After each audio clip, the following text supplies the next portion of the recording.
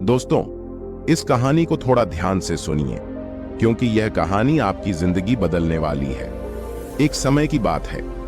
महात्मा बुद्ध के सबसे प्रिय और करीबी शिष्य आनंद एक बार कहीं जा रहे थे। तभी रास्ते में उन्होंने देखा कि एक व्यक्ति एक चट्टान के ऊपर बैठकर रो रहा है। ये देखकर आनंद वहीं रुक गए और उस व्यक्ति के पास जाकर उसके दुखी होने का कारण पूछा। वह व्यक्ति बोला, मैं यहीं पास के ही गांव का रहने वाला एक बदनसीब व्यापारी हूं। मैं जो भी काम करता हूं वही बिगड़ जाता है। व्यापार के चक्कर में मैंने अपनी मां और पत्नी के गहने गंवा दिए, अपने परिवार को खो दिया और यहां तक कि अब तो मेरा घर और खेत भी गिरवी पड़ा है। अब तो मुझे लगता है कि मेरी किस्मत ही खराब है। उस व्यक्ति की बात सुनकर आनंद बोले, तुमसे किसने कहा कि तुम्हारी किस्मत खराब है? जरा मैं भी तो जानूं कि तुम्हारी किस्मत में क्या खराबी है। व्यक्ति बोला, पहले मैं खेती करता था, लेकिन हर साल उसमें घाटा होता था। कभी सूखा पड़ जाता तो कभी ज्यादा बारिश से फसल खराब हो जाती। कभी आवारा पशु फसल को नुकसान पहुंचाते तो कभी कीड़े मकोड़े और बीमारियां फसल को बर्बाद कर देते। खेती से मेरे परिवार का गुजारा ठीक से नहीं चल पा रहा था, जिससे परेशान होकर मैंने खेती करना छोड़ दिया। मैंने पत्नी के गहने बेचकर अपना व्यापार शुरू किया, लेकिन मेरा व्यापार नहीं चला।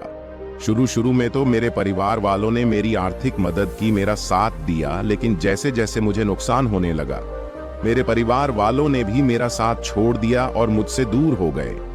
अब तो वह मुझे देखकर अपनी नजरें फेर लेते हैं और मुझे ही अपने परिवार की गरीबी और दुर्दशा का जिम्मेदार ठहराते हैं। अब तो मुझे अपना जीवन ही बोझ लगने लगा है। अक्सर मेरे मन में ख्याल आते हैं कि अपना जीवन ही खत्म कर लूं, और मैं आज यहाँ आत्महत्या करने ही आया था, लेकिन हिम्मत नहीं जुटा पाया, इसीलिए इस पत्थर पर बैठकर रो रहा हूं। दूसरी तरफ मेरा एक मित्र है।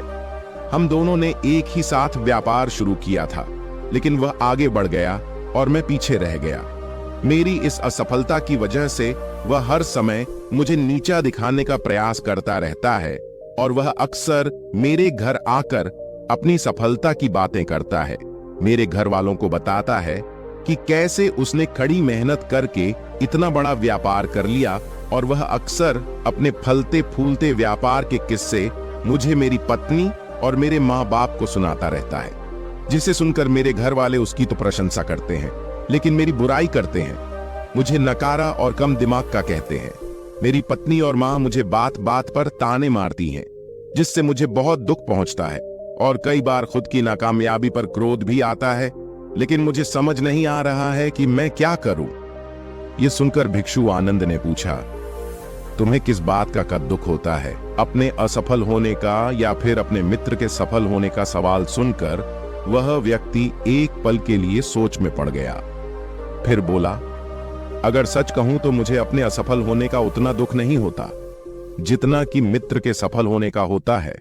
भिक्षु आनंद ने अगला प्रश्न किया, अगर तुम्हारा मित्र व्यापार में असफल हो जाता और तुम सफल हो जाते तो क्या तुम खुश होते?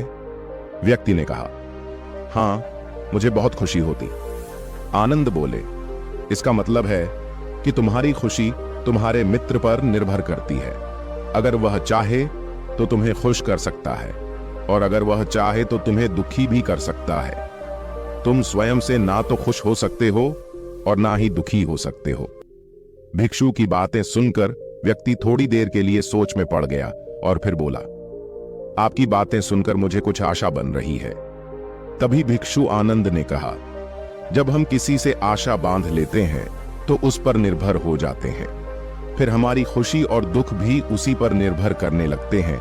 इसीलिए सबसे बेहतर है कि तुम स्वयं से आशा बांधो।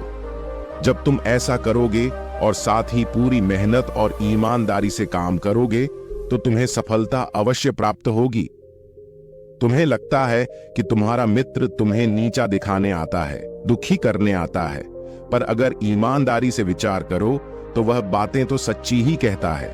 वह अपने संघर्ष और अनुभव की बातें बताता है। तुम उन बातों से बहुत कुछ सीख सकते हो। तुम्हें तो इसके लिए उसका धन्यवाद करना चाहिए कि तुम्हें घर बैठे इतने सारे अनुभव मिल रहे हैं।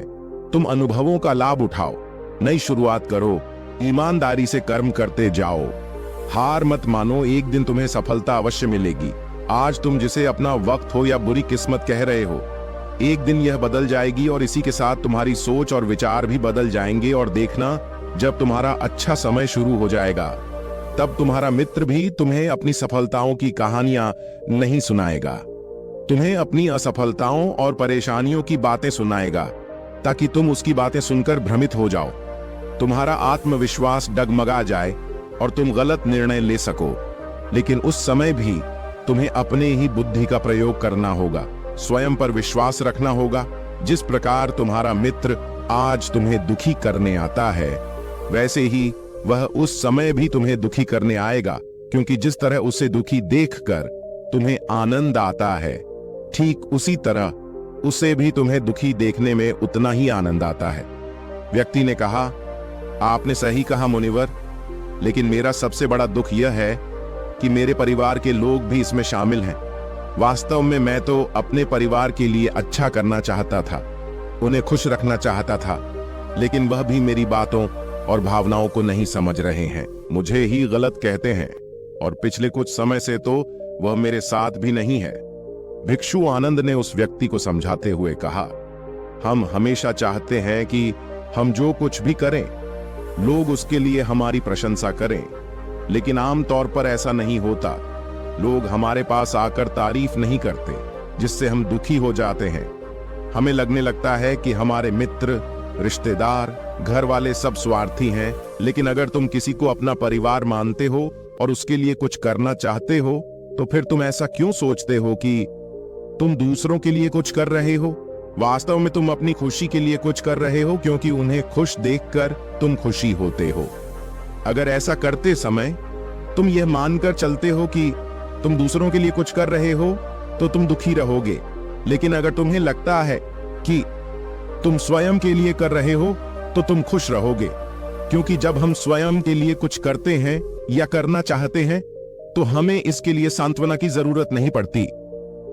भिक्षु आनंद की यह बातें सुनकर उस व्यक्ति के चेहरे के भाव पूरी तरह से बदल गए। उसने कहा, आप सही कह रहे हैं, मैं समझ गया कि अब तक मेरी किस्मत इसीलिए खराब थी क्योंकि वह दूसरों के हाथों में थी, लेकिन अब से मैं अपनी किस्मत को अपने हाथों में रखूंगा, फिर से प्रयास करूंगा, पूरी लगन और ईमानदारी से काम करूंगा, और जब तक सफलता नहीं मिल जाती है, चैन से नहीं बैठूंगा। उस व्यक्ति की बात सुनकर आनंद मुस्कुराए और उसे एक छोटी सी डिबिया देते हुए कहा, इस डिबिया को हमेशा अपने साथ रखना। इसमें एक ऐसा मंत्र है जो तुम्हें बड़े से बड़े दुख से भी बाहर निकाल लेगा, लेकिन इस डिबिया को तभी खोलना जब तुम्हारे सारे रास्ते बंद हो जाएं, कोई उम्मीद नजर ना आए और तुम्हें लगने लगे कि सब व्यर्थ है, यह दुनिया व्यर्थ है और यहां रहना भी व्यर्थ है। व्यक्ति ने भिक्षु का धन्यवाद किया और उस डिबिया को लेकर अपने घर वापस आ गया। उसने नए उत्साह के साथ दोबारा अपने व्यापार की शुरुआत की और इस बार उसका व्यापार चल पड़ा।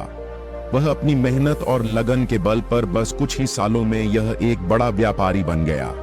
उसके परिवार वाले भी उसके साथ आ गए और उसका जीवन बहुत ही सुख शांति और समृद्धि के साथ बीतने लगा। लेकिन समय और किस्मत के खेल को आज तक न कोई समझ पाया है और न कोई समझ पाएगा। यह सदा एक जैसा